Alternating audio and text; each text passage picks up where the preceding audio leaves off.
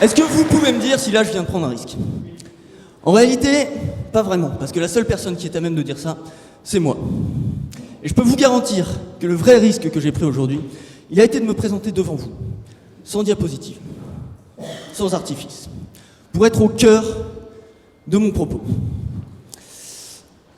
Si Delinière était là, il nous parlerait de risques subjectifs ou de risques perçus, parce que dépendant de notre propre perception de nos capacités, le sentiment de compétence, et de la dangerosité de la situation, la dangerosité perçue.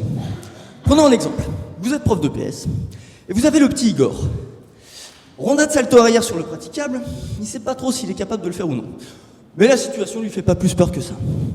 Alors il va le faire, et c'est un peu dangereux. Mais le petit Dawson, lui, sait qu'il est capable de le faire, parce qu'il a déjà fait plein de fois, vous étiez là à côté, et il y avait un gros tapis de réception. Mais le faire tout seul sur le praticable, ça lui paraît tellement dangereux, qu'il va pas le faire, et c'est un peu dommage. Comment expliquer de telles différences? Le premier risque que j'ai pris dans mon mémoire, il a été de concilier 7 questions qui relèvent de la psychologie du sport à une approche sociologique. Mon outil, c'est un questionnaire auquel 63 étudiants en STAPS, ayant pratiqué la gymnastique, ont répondu. Premier résultat marquant, les stéréotypes de genre sont beaucoup plus développés dans les milieux populaires. Et ça ne joue pas en faveur du sentiment de compétence des filles qui se sentent incompétentes dans cette activité puisqu'elles considèrent que la prise de risque est un domaine réservé aux garçons. Face à ce premier profil d'élèves, que faire? Il y a certains exercices où la dangerosité perçue est très élevée, mais où aucune compétence nécessaire sont nécessaires pour réussir l'objectif, comme se laisser tomber en arrière sur un gros tapis de réception. Deuxième résultat, juste de quoi faire comprendre qu'elles aussi sont capables de surmonter leurs appréhensions.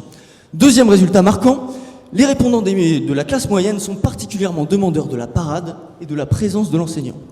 La question est la suivante. Ne présenterait-il pas le risque d'une forme de dépendance à l'enseignant? Un élément qui m'a fait réfléchir sur cette question, c'est une anecdote qui m'a été racontée par Idriss, qui est plutôt du genre qui visiblement ne semble pas victime de cette dépendance à l'enseignant, puisqu'en 5 ans de pratique, il affirme ne jamais s'être fait parer. J'étais avec mon père en forêt, on faisait du VTT, il y avait une grande descente avec plein de racines. Il m'a dit, si t'as envie d'essayer, t'essayes, mais... Le chrono est...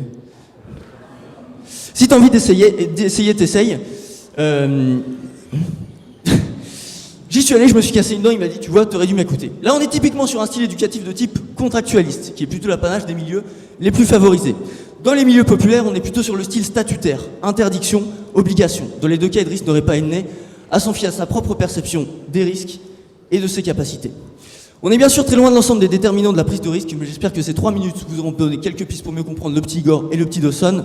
Le risque, c'est une question complexe, mais comme le dirait Paul Guaran, ne le supprimons pas. La sécurité de nos enfants en dépend. Merci.